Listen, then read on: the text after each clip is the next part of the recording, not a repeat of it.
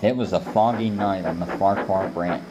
Thomas had just finished taking his last train of the day and puffed safely back to the sheds he shared with Percy and Toby. When he arrived, Percy was telling Toby a scary story. "Are you still going on about those silly ghost stories?" Thomas asked as he backed down into the sheds. "I'm telling Toby about a demon train," Percy replied. "A demon train? Whatever next?" Thomas laughed. Toby gave an amused sigh and rolled his eyes. "Please continue," he said to Percy. "No one knows what this engine looks like. The only thing they can make out is the shape of the smoke box," Percy continued. Thomas didn't bother listening to the rest and backed further into the shed. "It's all just a bunch of rubbish," he said to himself before he drifted off to sleep. A while later, Thomas opened his eyes. He looked around. The fog seemed to have gotten thicker, making the area around him seem smaller, which made him feel more isolated. Thomas couldn't help but feel something was off. He looked around again, but slowly and more closely. He turned his gaze to the tracks in front of him, and could vaguely make out the shape of an engine's smoke box through the fog. Thomas felt uneasy, especially given that he couldn't make out anything except for the black shape of the smoke box.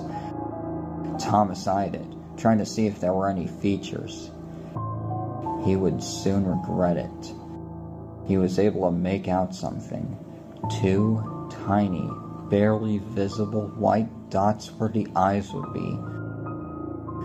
Thomas stared, wide-eyed and mouth agape at the sight.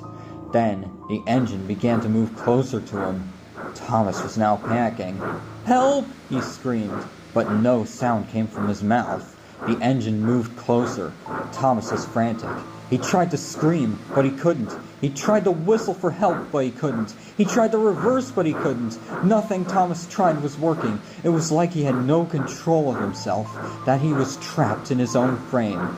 The specter was now just a few yards away from him. Thomas shut his eyes and prepared for the worst. Thomas waited for what felt like an eternity, but nothing happened. He carefully squinted, then fully opened his eyes. The fog was now not as thick as it was, and the thing he had seen was now gone. "What was that?" Thomas asked quietly before realizing he could talk again. Thomas was glad that he was back in control of himself, but he didn't feel safe. Whatever it was that he saw was probably still out there, still watching him. Thomas didn't dare go back to sleep, too afraid of the specter returning and him not being able to escape. The fog still covered the branch line as Thomas puffed along it the next day.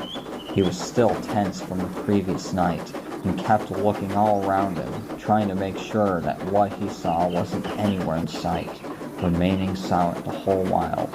When he returned to the sheds that evening, Percy and Toby were waiting for him. "Are you all right, Thomas?" Percy asked. I'm fine, thanks," Thomas replied. "It doesn't sound like it," said Toby. "I'm all right, really," Thomas insisted. "I'm just a bit nervous about the fog. Trying to be careful, you know." Percy and Toby didn't persist and fell asleep instead. Thomas stayed awake, however. He was scared and continued eyeing his surroundings, trying to make sure the specter wouldn't appear again. He was exhausted the next day as he puffed into Ellsbridge. He was eyeing the station in a nearby yard and trying to stay awake. He would jolt himself awake every time he began to nod off, but he wasn't able to keep it up for long. "Wake up, Thomas." James whistled. Thomas woke with a start. "You were supposed to be off 5 minutes ago." The red engine said. "Oh dear, I'd better get going," cried Thomas as he shot out of the station. Despite him going as fast as he could, he was late at every stop, and the passengers were not happy. Neither was the Fat Controller when he heard the news. "I've heard complaints aplenty from the passengers about you being late all day because you weren't getting enough sleep. It is very important that you get sleep every night. the Fat Controller said that evening. Now I expect you to rest up tonight. I'm sorry, sir, but I can't, said Thomas. The Fat Controller stared. And why ever not? He asked sternly. Because something tried to attack me the other night, Thomas replied. What sort of something? Asked the Fat Controller. I couldn't see it fully due to the fog, but I could just make out the smoke box and... Thomas shivered. All I could see on the front of the smoke box were two tiny white dots where the eyes would have been. You must have had a nightmare. Percy put in. You got scared of my story and your imagination went wild. It was not my imagination, Thomas protested. I was awake when I saw that thing in the fog, but I couldn't move, speak, or even whistle for help. That godforsaken thing nearly got me, he cried. The Fat Controller listened. I see now what it is you experienced.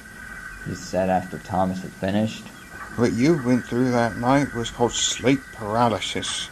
It is when you're only partially awake, as in you can open your eyes and see, but the rest of your body isn't fully awake yet, meaning you can't use those parts of you.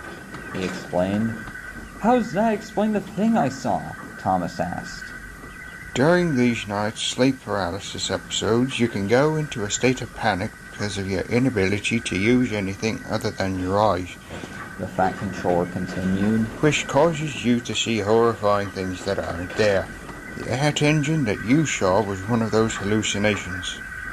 So that thing was just my imagination, Thomas said. Exactly. The Fat Controller replied. And it's not only with you. Sleep paralysis can happen to anyone. That's a relief, Thomas said. Now that that's cleared up, I expect you won't have any more problems. The Fat Controller asked. No, sir, I won't, answered Thomas. That's a good engine, said the Fat Controller. If you have another experience with sleep paralysis, just keep calm and keep your eyes closed, and it'll pass. He added before turning and walking away.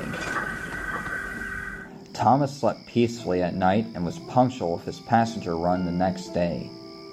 Thankfully, he never had another experience of sleep paralysis again after that night.